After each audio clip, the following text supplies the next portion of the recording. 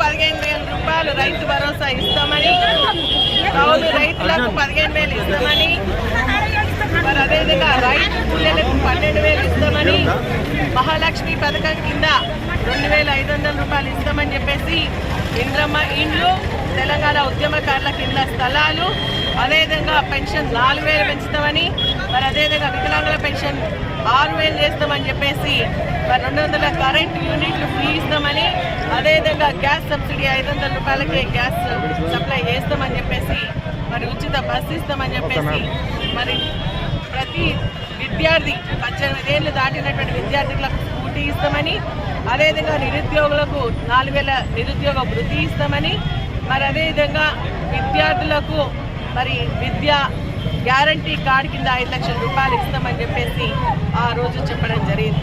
ఒకప్పుడు ఇంటర్వ్యూలో మాట్లాడుతూ రేవంత్ రెడ్డి గారు మరి ఇవన్నీ హామీలు ఇస్తున్నారు, ఇది ఎట్లా సాధ్యమైంది అవుతుందని చెప్పేసి ఒక విలేకరు అడిగితే, మేమంతా తెలివి తక్కువ వాళ్ళమా, మాకు మరి తెలంగాణ రాష్ట్రం ధనిక రాష్ట్రం, మాకు ఎట్లా అమలు చేయాలో తెలుసు అని చెప్పి అధికారంలోకి వచ్చిన తర్వాత ఈరోజు మరి బీఆర్ఎస్ పార్టీ అప్పుల పాలు చేసింది.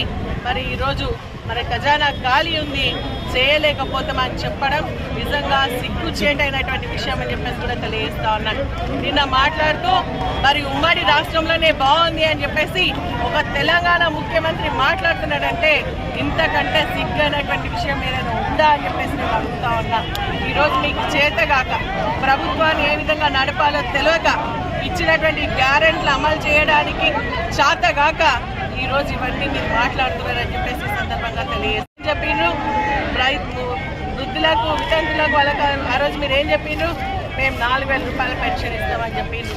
మరి రైతు భరోసా కింద 15,000 రూపాయలు ఇస్తాం. ఈరోజు మీరు తీసుకుంటే కేవలం 10,000 వస్తాయి, మేము వచ్చినాక తీసుకుంటే మీకు 15,000 వస్తాయని చెప్పేసి ఆ రోజు మీరు చెప్పిందా లేదా?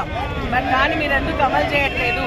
నిన్న మీటింగ్, క్యాబినెట్ మీటింగ్లో మీరు అప్రూవ్ చేసింది ఏంది? మరి ఆ రోజు కేసీఆర్ గారు 10,000 రూపాయలు ఇస్తుంటే కూడా భిక్ష వేస్తున్నారు, మేము 15,000 ఇస్తామన్నారు. మరి ఈ రోజు మీరు చేసింది ఏంది అని చెప్పేసి అడుగుతా ఉన్నాం. 5,000కు 6,000, 1,000 రూపాయలు పెంచి మరి మీరు రైతులను ఏ విధంగా అవమానపరుస్తున్నారని చెప్పేసి కూడా మేము ప్రశ్నిస్తా ఉన్నాం. కాబట్టి ఇది మంచి పద్ధతి కాదు.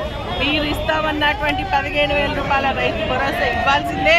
అదేవిధంగా ఈరోజు మీరు ఏమంటారంటే రైతు కూలీలకు 12,000 రూపాయలు ఇస్తామంటున్నారు. గుంట భూమి కూడా లేనటువంటి వాళ్ళకి ఇస్తామని చెప్పేసి అంటున్నారు.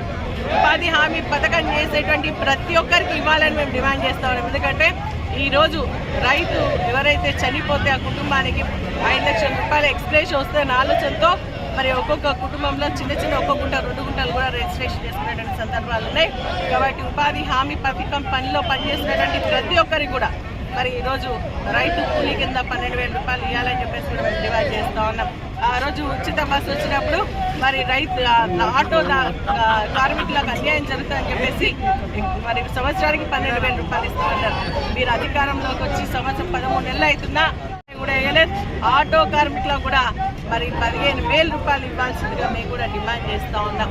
ఈరోజు అమలు కానటువంటి హామీలన్నీ ఇచ్చి ఈరోజు మళ్ళీ టీఆర్ఎస్ పార్టీ పైన నెపం వేస్తూ కాలయాపన చేసే కార్యక్రమాలు చేస్తున్నారే తప్ప నిజంగా చిత్తశుద్ధి ఉండి ప్రజలకు న్యాయం చేయాలనే ఆలోచన లేదు. వారికి ఏంటంటే చేతనైతే ప్రభుత్వం నడిపి అడ్మినిస్ట్రేషనే లేదు, అందుకనే వాళ్ళు ఫెయిల్ అవుతున్నారని చెప్పేసి దాని సందర్భంగా తెలియజేస్తా ఉన్నా.